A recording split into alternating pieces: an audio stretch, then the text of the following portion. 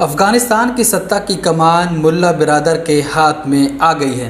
तालिबान में सरकार के गठन का ऐलान होने ही वाला है। तालिबान के जो 4 बड़े नेता हैं उनमें मुल्ला अब्दुल गनी बिरादर का नंबर दूसरा है, जबकि पहले नंबर पर तालिबान के प्रमुख मुल्ला हैबतुल्ला अखुंज़ादा हैं। मुल्ला अब्दुल गनी बिरादर तालिबान की राजनीतिक शाखा के प्रमुख भी हैं। बिरादर ने मुल्ला उमर के साथ मिलकर तालिबान की नींव रखी थी और वो तालिबान के प्रमुख भी रह चुके हैं।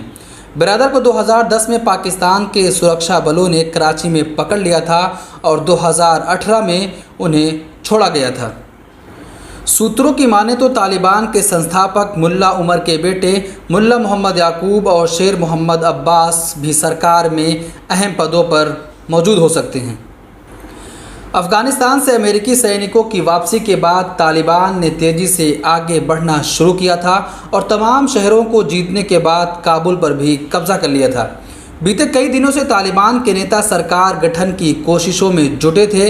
इस दौरान तालिबान ने अपना बदला हुआ रुख भी दिखाया और कहा कि वो दुनिया के सभी देशों से बेहतर रिश्ते चाहता है।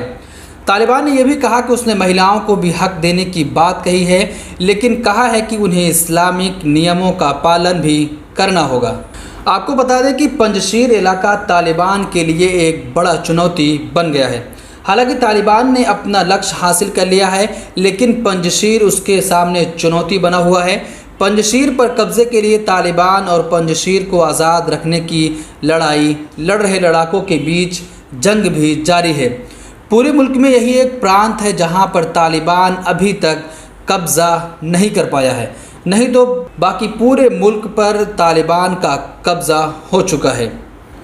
तालिबान ने अपना रुख भी बदला है और कहा है कि हम दुनिया के सभी देशों से बेहतर रिश्ते चाहते हैं। तालिबान ने यह भी कहा कि हम महिलाओं को आज़ादी देंगे, लेकिन उन्हें इस्लामिक नियमों का पालन भी करना होगा। ब्यूरो रिपोर्ट, मिल्लत टाइम्स। मिल्लत टाइम्स को आपकी ज़रूरत है। हमारी आप माली मदद करें।